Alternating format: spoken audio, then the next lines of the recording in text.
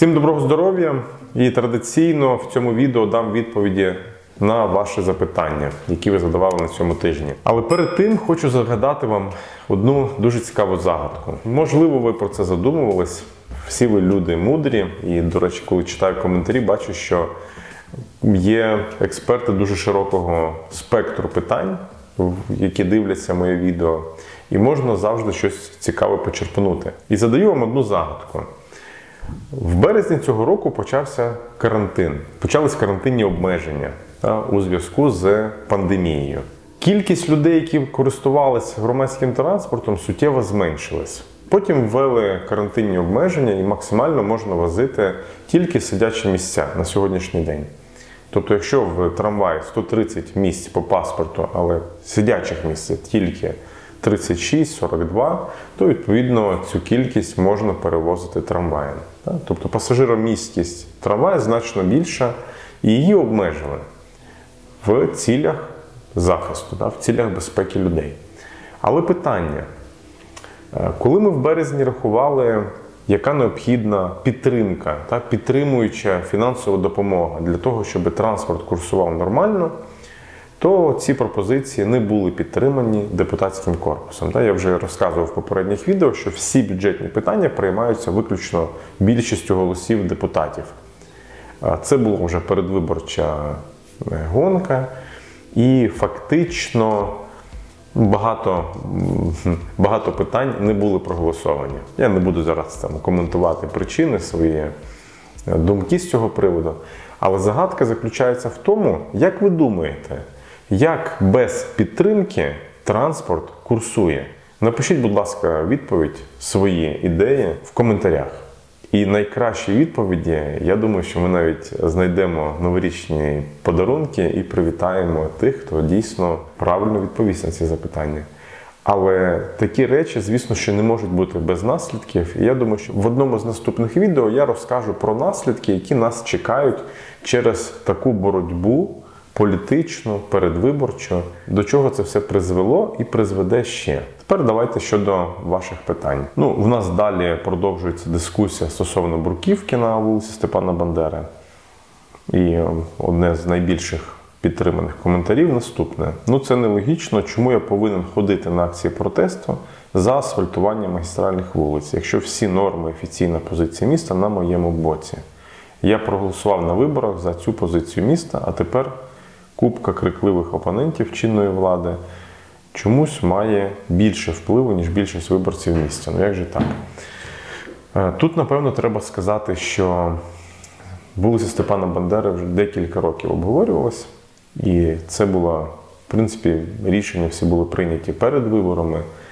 І чи ті, хто був за бруківку, голосували чи ні, невідомо. Але я пропонував вже в минулому відео, є вулиця Вітовського, і ми можемо там спробувати її заасфальтувати. Вже є проєктант не Чернишов, і він, я думаю, що проєктна організація київська може розібратися в технології асфальтування трамвайних колій. Там немає нічого космічного. Тому можемо спробувати на цій вулиці це впровадити, як я вже казав. Але будемо це робити поступово. Ми зараз маємо час на це. Наступний рік можемо цілий рік дебатувати, обговорювати, проєктувати. Поки вулиця Степана Бандери не завершена, ми вулицю Вітовського не почнемо. Тим більше, що мені відомо вже приблизні накидки по бюджету, і вулиця Вітовського не попадає в наступний рік.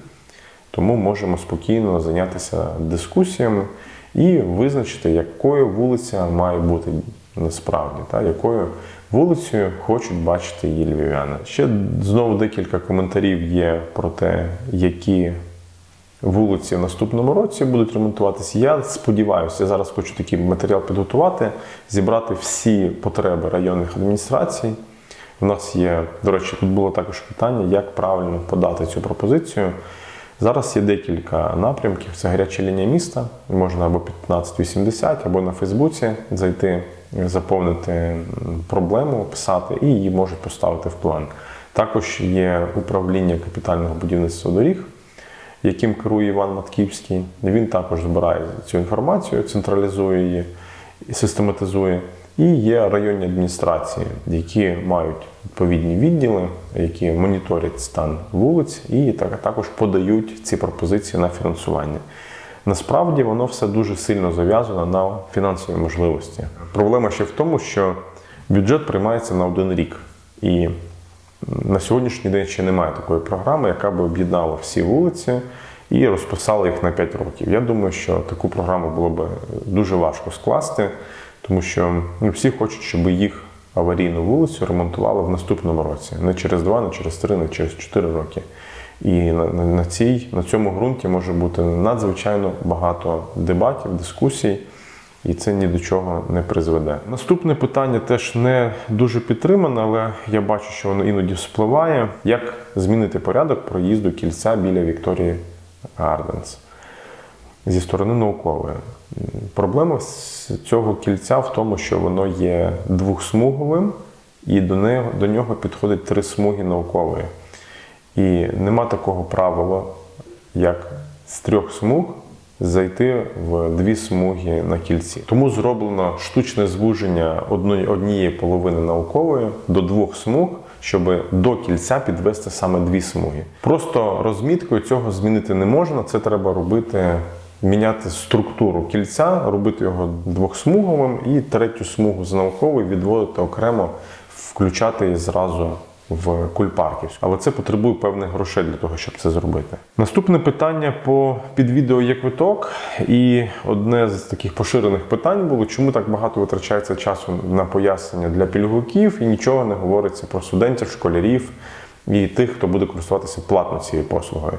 Тут можу відповісти дуже просто. По-перше, всі, хто будуть користуватися платно, будуть мати можливість встановити додаток собі і користуватися без будь-яких карток. Для школярів ми хочемо це зробити з управлінням освіти міської ради і централізовано видати всі учнівські картки вже з фотографіями надрукованими. Можливо, навіть вдасться об'єднати з учнівським квитком, що було б ідеально. Зі студентами в нас теж є ідея зробити це централізовано через обласну державну адміністрацію, з кожним керівником вище проговорити, хоча б з основних декількох, і вже десятки тисяч карток централізовано видати студентам. Так само можливо вдасться об'єднати це з студентськими квитками. Щодо інших платних користувачів, то буде мережа, де можна купити картку, і цією карткою відповідно підв'язати її під свій аккаунт, вибрати тариф, зручний вам, і користуватися. Тобто для платних пасажирів ця послуга буде максимально зручною і швидкою. Для пільговиків, так, це є величезна проблема, тому що 200 тисяч людей треба опрацювати. Там ви бачите, що за 2 місяці тільки 8 тисяч. Зараз не даємо багато друкованого матеріалу, тому що в ЦНАПах тримається завантаження, черга тримається на десь тиждень-два. Якщо ця черга спадала, звісно, щоб включалися інші канали комунікації, як суспільне телебачення, як радіо, які зазвичай слухають люди літнього віку.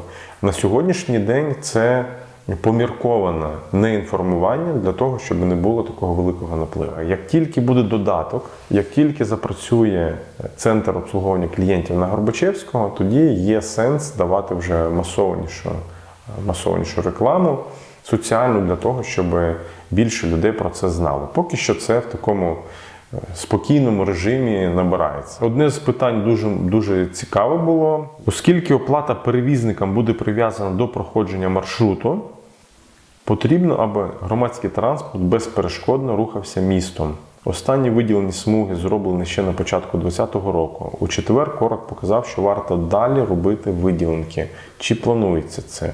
Є план зробити по всіх магістральних вулицях безперервну смугу громадського транспорту. Для того, щоб в будь-який час, в будь-який день, в будь-яку ситуацію громадський транспорт рухався за графіком. Тому що ви абсолютно праві.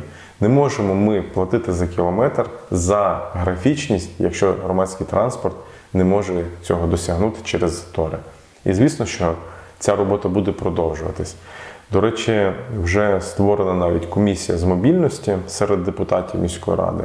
Її очолив Ігор Зінкевич, тому в нас вже є, в принципі, людина, з якою ми будемо співпрацювати в депутатському корпусі, і вже певна відповідальність за ситуацію в місті буде розділена, що мені дуже навіть цікаво буде подивитися, як це буде працювати. Тому будемо бачити. Як бути пільговикам, що не прописані у Львові? Це питання насправді цікаве, і воно цікаве з двох сторін. Давайте з боку пільговика. Вас держава України наділила такою пільгою, ви можете користуватися безкоштовно. Але також держава України сказала, що місцевий бюджет компенсує цю пільгу. Колись були державні субвенції, і пізніше в процесі децентралізації ці субвенції передали. Тобто та проблема, яка давно вже озвучена, що держава визначає, хто пільговик, але платить місцевий бюджет, вона вже некоректна, тому що кожна місцева рада мала би сама визначати, хто є пільговик і хто ні, залежно від ресурсів наявних. Але тут далі ще цікавіше. З боку місцевої ради, з боку платників податків, не можуть платники податків Львова, точніше вони можуть, але напевно вони б не хотіли платити за пільговиків всієї України. Якщо вже ви платите податки в якесь ОТГ, то це ОТГ мало би за вас компенсувати цей проїзд. Це в теорії. На практиці я розумію, що просто люди, які прописані в Львівському ОТГ, будуть мати пільгу на транспорт, інші не будуть мати. Як це теоретично мало би працювати? Ви оплачуєте тут квиток, один з сценаріїв, найпростіше. Ви оплачуєте тут квиток, потім йдете в свою раду і повертаєте кошти за проїзд.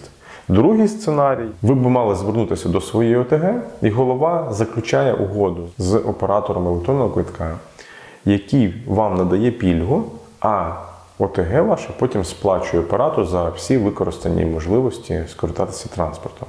І таким чином ви маєте пільгу, і ваша громада за вас оплачує цю пільгу. Це другий сценарій, по якому ми можемо працювати. Іншого шляху, третього, я не знаю. Точніше, є в нас ще деякі окремі групи, категорії пільговиків, наприклад, військовослужбові.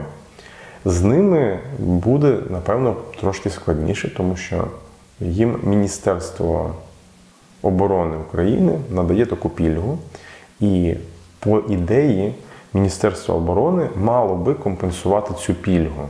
В який спосіб це будемо робити, поки що мені невідомо. От тут є ще декілька таких напрямків, по яких ми будемо працювати. Але більшість пільговиків, які не прописані у Львові, вони не будуть мати право безкоштовного проїзду. В Києві, до речі, це давно вже працює, і навіть пенсіонери, які прописані в області київській, не можуть безкоштовно їздити в комунальному транспорті Києва. Чи є плани з'єднати вулицю Героїв Майдану Сокільники з вулицею Стрийською? Такого плану немає. Тому що тут треба теж розуміти, що Сокільники отримують гроші за інвестиційні внески від забудовників. І, напевно, вони би мали цю інфраструктуру створити. Так як Львів не отримує цих внесків, то і не планує розвивати цей район для того, щоб люди з Сокільників простіше з'їжджали до Львова. Перейдемо до питань, до відео реконструкції вулиці Тараса Шевченка. І зразу хочу що відмітити. Як би добре не робилося, завжди знайдеться щось, що можна потім перекреслити весь проєкт. Знаєте, вулиця Шевченка для мене це не просто реконструкція, це такий цікавий приклад того, як можна було. Її хотіли зробити фактично ще 8 років тому. Проєкт був зробити таку саму Городоцьку, яка би вклинювалась в існуючу Городоцьку 4 смугами, тобто 2 смуги на в'їзд і 2 смуги на виїзд. Ви можете собі уявити, що затор був би приблизно, як зараз на Стуса відбувається, від Академії мистецтв і далеко-далеко-далеко. Можна за 5 хвилин доїхати від Сихова до затору і потім ще півгодини стояти в заторі до площі Франка. І той самий дизайн хотіли закласти в Шевченка біля 10 років тому. Обговорення тривали, напевно, 3 роки. Різна команда, різні фахівці обговорювали, моделювали і прийшли до висновку, що трафік автомобільний, по-перше, треба зберегти максимально, незважаючи на те, що вулиця досить вузька. Треба зберегти пріоритизацію громадського транспорту, треба зробити велоінфраструктуру, треба зробити нормальну пішохідну інфраструктуру. При тому надати можливість скидати трафік автомобільний по бічним вулицям. Починає від Ярошенка, потім Золота, Ярослава Мудрого, Пстрака. І порозкидати максимально, щоб до Городоцької доїхало менше машин. В тому є ідея майбутнього незакоркованої вулиці Шевченка. Звісно, що є такі нюанси, як там, червоний римський камінь в слотах для паркування.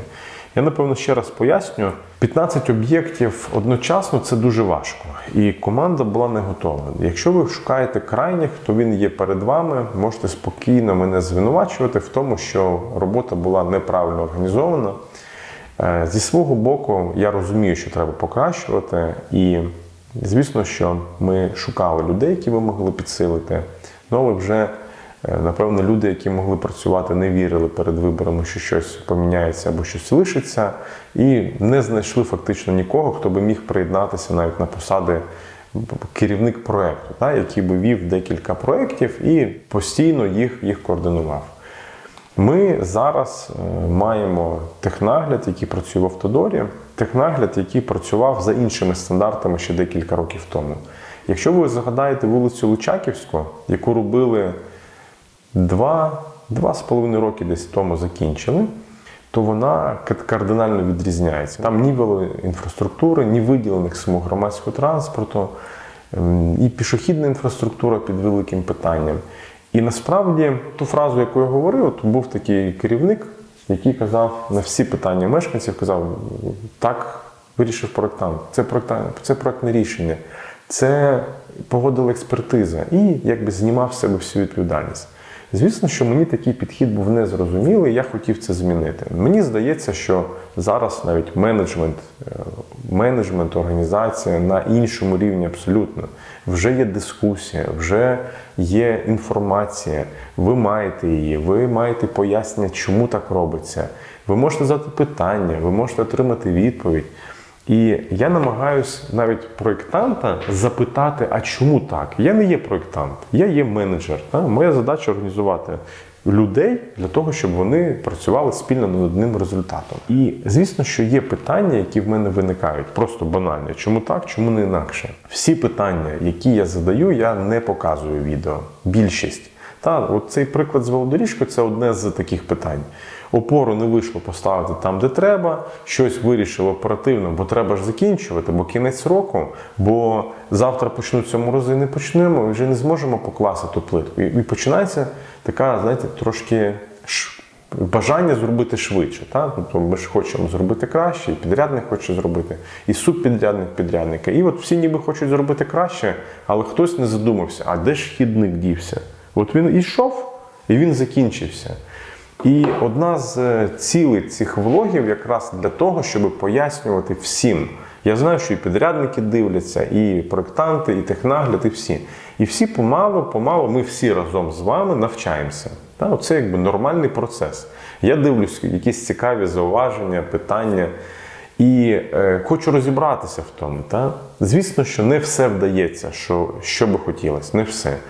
Бо в тій самій Шевченка, в цьому місці, було бажання зробити, по-перше, пріоритезація громадського транспорту. Ви бачите, що перед цим перехрестям зверху підходить фактично 3 смуги.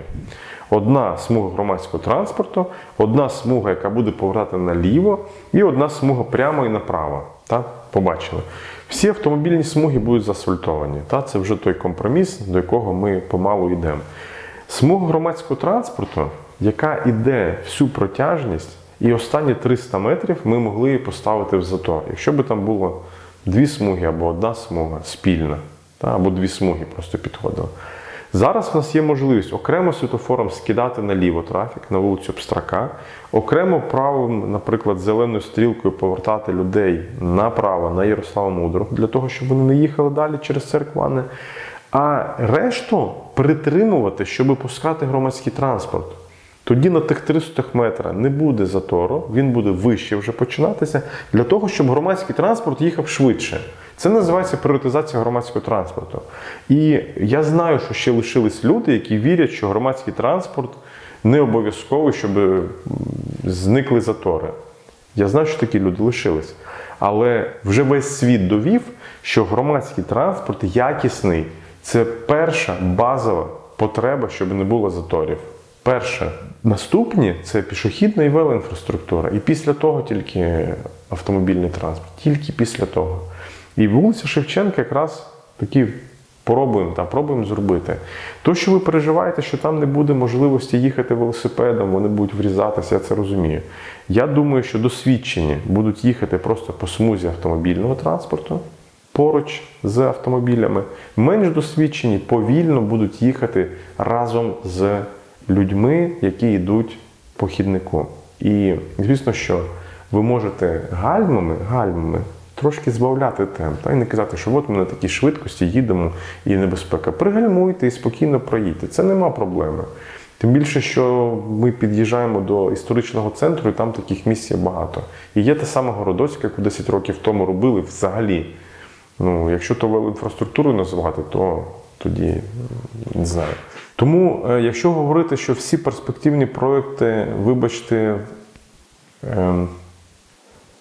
зламались, то не зовсім воно так. Не зовсім. Тому що, коли ми навіть ескіз робимо, ми не можемо передбачити всі комунікації, які проходять. Але, вибачте, 5 років тому, що робилося, і зараз є велика різниця. Та я розумію, що хочемо зразу ідеал, космос.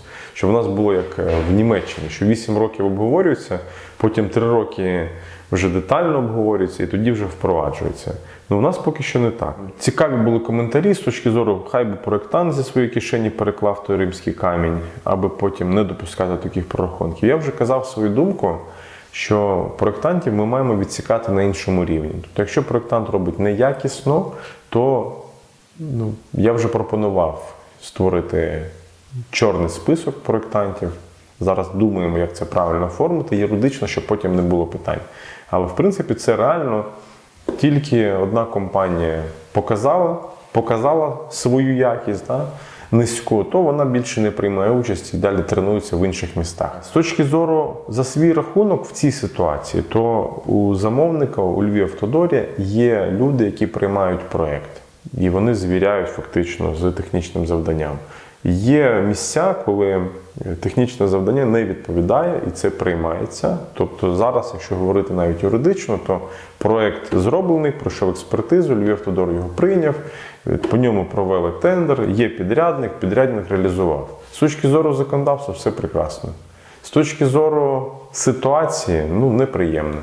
Але наскільки вона неприємна, я думаю, що не дуже. З точки зору сходинок, мені теж це рішення не подобається. Подивимося, як це буде працювати. Якщо будуть якісь проблеми, будемо тоді думати, як це переробити. Тому що на сьогоднішній день вже взиму, то переробляти все одно не вдасться, але будемо тоді бачити. Ще одне питання було про те, чому не прикріпити на кронштейни до будинку контактну мережу.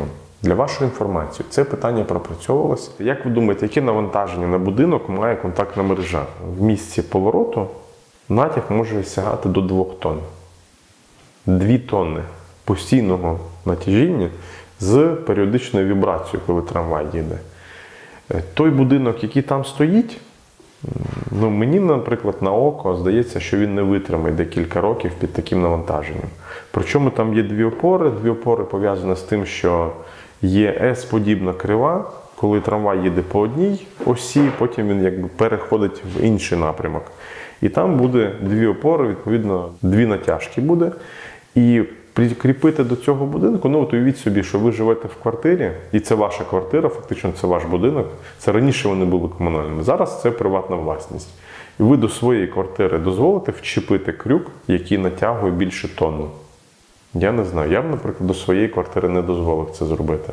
На нових будинках, на Замарстинівській, ми це робили. Там теж були вузькі місця, місцями були старі крюки, там не було таких натягів.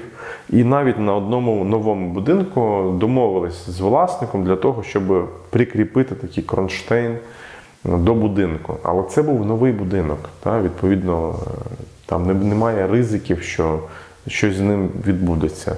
На старих будинках, на жаль, це дуже ризиковано робити, тому ми це не робили. Світлофори протестували, вийшла чергова дупа. Мені насправді теж не сподобався результат, тому що колеги обіцяли 2 місяці, що зробили, все почало працювати набагато краще. Як на мене, то результат негативний від того тесту. Тому далі зараз працюємо над тим, щоб зробити адаптивне регулювання. Адаптивне регулювання роблять німці. До речі, це один теж з пріоритетів на наступний рік – навчитися самостійно програмувати світлофори сварку, які є розумні, в чому є адаптивність. Коли їде автобус, йому загоряється зелене світло і він може проїхати. В решту циклу це не включається, відповідно для всіх інших не включається червоне. Тому ці адаптивні режими, так само пішоходів, якщо немає, то не треба їх пропускати і так далі. Це все буде програмовано вже в адаптивному режимі. Є ризик в нас в тому, що коли поїде основний потік з Шевченка, то він не зможе заїхати в квазікільце. Будемо дивитися, тоді вже будемо підрегульовувати. Є на сьогодні 6 циклограм, протестували одну, далі не експериментуються, не тестується, дивимося, як поїде, можливо, не буде такого трафіка на новорічні свята і не буде ніякої проблеми з тим, щоб заїхати на квазікільце. Тому будемо дивитися далі. Чи не думали ми залучати проєктантів з Європи? Я вам розкажу таку історію. Вулиця Степана Бандери, по оцінкам попереднім, мала коштувати 180 мільйонів гривень. Вартість проєктування вираховується через певну таблицю, через ДБН. Це один з методів. І, наприклад, Інститут просторового розвитку порахував, що це має коштувати 6,5 мільйонів гривень. Ми подали це на тендер, перемогла ціна 2,8 мільйона гривень. В 2 рази менше. Це те, що я озвучував. На сьогоднішній день це законодавство, яке є, воно не дозволяє залучати європейських проєктантів. Європейські проєктанти вже, напевно, б брали в євро. І це не було б, напевно, 2 мільйони євро, але це декілька сотень тисяч євро точно було б, тому що їм навіть приїхати сюди декілька разів, це б коштувало грошей. Я думаю, що зараз є дуже добрий час створювати проєктні організації, які розуміються на урбаністиці, які розуміються на прекрасному просторі. Тому, якщо ви хочете створювати такі компанії, то є самий час зараз. Тому що у всіх містах ми бачимо, що є така проблема в якості проєктування. Якщо вам є бажання створити таку компанію, то ви це можете зробити. Зараз є прекрасний час для того. Старі проєктанти відходять помалу, ті олдскули, які за радянськими нормами проєктували, а нових ще недостатньо, дуже недостатньо. Тому, звісно, що це є величезний шанс, такий блакитний океан, фактично, для тих, хто хоче цим займатися. Ваші застереження щодо велосмуги, яка йде попри автомобільну смугу, що на ній будуть паркуватися, або ялинкою в слотах для паркування. Тут, я думаю, що наступний рік буде дуже сильно підсилений напрямок інспекції з паркування. Якщо вже ні, такі самі питання ви на вулиці Степана Бандери задавали, то, звісно, що можуть бути частково делініатори, або бетонні, або стовпчики, так, щоб це унеможливити. Але я думаю, що все-таки інспекція з паркування наступного року буде підсилена суттєво і таких питань не буде. Куди поділися трамваї «Електрон» з 8-го маршруту? Оце якраз стосується тої загадки, яку я вам задавав на початку відео. У нас є, умовно, автопарк. Є «Жигулі», які можна відремонтувати десь там в гаражі, щось підкрутити, а є «Мерседеси». «Мерседеси» потребують сервісного обслуговування, дороговартісного. І на сьогоднішній день лише один трамвай з електронів курсує на лінії, а решта стоїть в процесі ремонту. І частина ремонтів не йде швидко, тому що фінансування максимально обмежене. І це є величезна проблема. Я сподіваюся, що тепер з нашим профільним депутатом ми ці питання будемо вирішувати, і вже буде такий сформований діалог правильний для того, щоб ми однаково розуміли, що трамвай треба не тільки купити, а треба потім його якісно обслуговувати. Тим більше, що це є місцевий виробник, це є заключений контракт між Електротрансом і Електроном, і Електрон самостійно своїми фахівцями обслуговує ці трамваї прекрасні. Але сьогоднішній день, вони всі ремонтуються. І питання по 1179 було таке саме, що він вже дійсно біля 2 тижнів стоїть в ремонті, він ремонтується. Сподіваюся, що незабаром ремонт закінчиться і він вийде на лінію. Дякую вам за ваше запитання, підтримку, особливо слова подяки. Бажаю вам всім здоров'я, добра і мудрості. Гарного дня!